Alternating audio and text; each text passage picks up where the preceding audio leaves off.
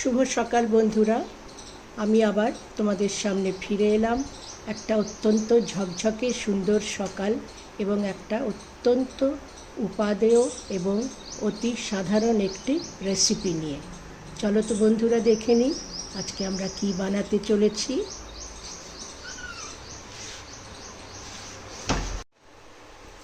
বন্ধুরা দেখো, তোমাদের সামনে তোমরা দেখতে পাচ্ছ এখানে রয়েছে বেশ খানিকটা নিম পাতা এবং এখানে রয়েছে একটা বেগুনটা 3-4 দিনের পুরনো, তাতে কোনো অসুবিধা নেই। এটা শুকনো হলে ভাজতে কোনো অসুবিধাই হবে না। তাহলে তোমরা দেখেই বুঝতে পারছো আমি আজকে কি বানাচ্ছি। একদম ঠিক, আমি বানাচ্ছি নিম বেগুন। তাহলে চলো পরপর আমরা স্টেপগুলো দেখে নিই। সবথেকে আগে আমি এই নিম পাতাগুলো, বেছে রাখা নিম পাতাগুলো খুব ভালো করে একদম জল দিয়ে ধুয়ে তুলব। নিম পাতা কটা ভিজিয়ে দিয়েছি, এবারে আমি এটা সুন্দরভাবে একদম জলে ডুবিয়ে এভাবে, যাতে প্রত্যেকটা পাতা 2-3 বার আমি জল বদলে বদলে পাতা কটা আমি ধুয়ে তুলব। পাতা কটা আমি ধুয়ে একটা ছাঁকনির মধ্যে রেখে দিয়েছি। এবারে আমি হাওয়ার তলায় এটা একটু ছড়িয়ে দেব, যাতে এটা চটপট পুরো জলটা শুকিয়ে যায়। আমি ঝুড়ির মধ্যেই একটা কিচেন ন্যাপকিন বিছিয়ে আমি সবকটা নিম পাতা একটু পাখার নিচে হাওয়াতে রেখে দেব। বন্ধুরা দেখো, পাতা কটাও অনেকটাই ঝরঝরে হয়ে গেছে এবং আমি এখানে বেগুনটাও টুকরো করে কেটে নিয়েছি। বেগুনের টুকরো কটা সামান্য একটু হলুদ দিয়ে এবং একটু লবণ দিয়ে আমি একটু 10 মিনিট মতন ম্যারিনেট করে রেখে দিচ্ছি। 10 মিনিট বাদে আমি আবার ফিরে আসছি। গ্যাসে একটা শুকনো কড়াই চাপিয়ে গ্যাসটা অন করে দিলাম এবং তার মধ্যে আমি দিয়ে দিলাম এই শুকিয়ে রাখা নিম পাতার টুকরো কটা। এবার এটা আমি শুকনো খোলায় মুচমুচে করে ভেজে তুলব।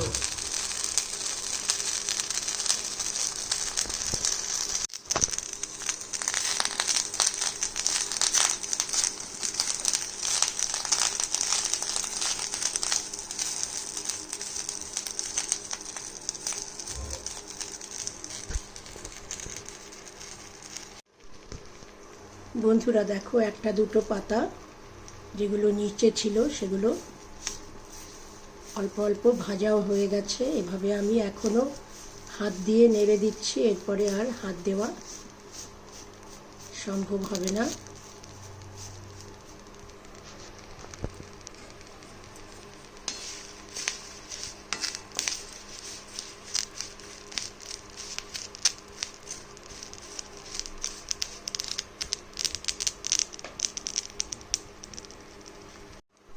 এই পর্যায়ে আমি খানিকটা পাতা একটু সরিয়ে রাখলাম, যাতে এটা চটপট ভাজা হয়ে যায়। এগুলো অনেকটাই ঝরঝরে হয়ে এসছে এবং অনেক কটা পাতা তোমরা দেখতে পাচ্ছ ভাজা সম্পূর্ণ হয়েও গেছে।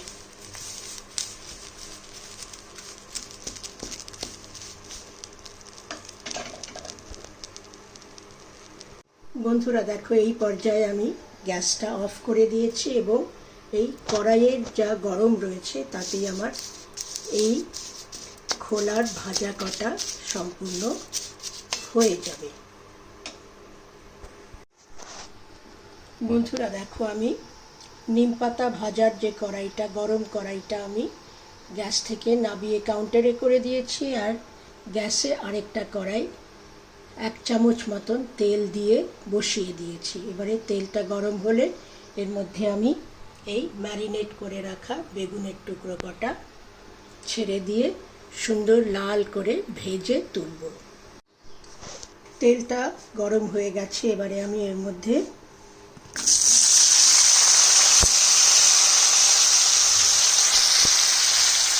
ম্যারিনেট করে রাখা বেগুনের টুকরো কটা দিয়ে, এতে আমার আর কিছু দেবার প্রয়োজন নেই, সুন্দর করে ভেজে তুলব। বন্ধুরা দেখো, বেগুন কটা আমার সুন্দরভাবে লাল করে ভাজা হয়ে গেছে।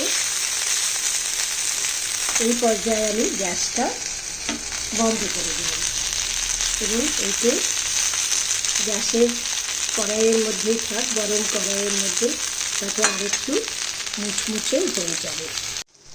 বন্ধুরা, আমার আধ ভাজা নিম পাতাগুলো আমি আবার আরেকবার বাঁদিকের গ্যাসে একদম লো হিট করে একটু আরও গরম করে নিচ্ছি, যাতে এটা আরেকটু মুচমুচে হয়ে ওঠে। এবং কড়াইয়ের গরমেই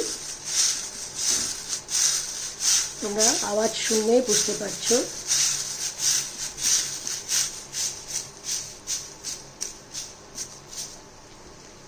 গ্যাসটা আমি এখানে অফ করে দিলাম এবং এই কড়াইয়ের গরমে এটা আরেকটু মুচমুচে হয়ে উঠুক। বন্ধুরা, এবারে আমি এই কড়াই থেকে এই এক মুঠো মতন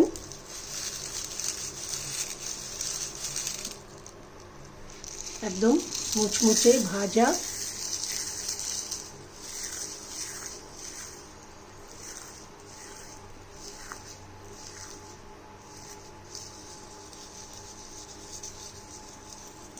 নিম পাতা নিয়ে গুঁড়ো করে আমি এর ওপর ছড়িয়ে দিলাম এবং এটা আমি সুন্দর করে মিশিয়ে দেব।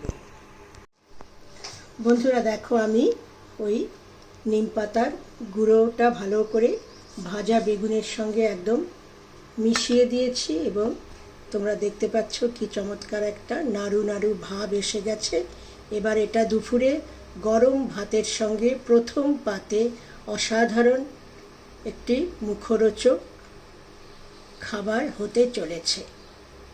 তাহলে বন্ধুরা, আর দেরি কেন, তোমরাও এভাবে নিম পাতা নিম বেগুন ভাজা করে পরিবারের সবার সঙ্গে খেয়ে আমাকে জানাও কার কেমন লাগলো। এবং তোমরা প্লিজ আমার এই রেসিপিটাকে, অত্যন্ত সাধারণ একটি রেসিপি, এটাকে একটু আমাকে কমেন্ট করে জানিও কার কেমন লাগলো।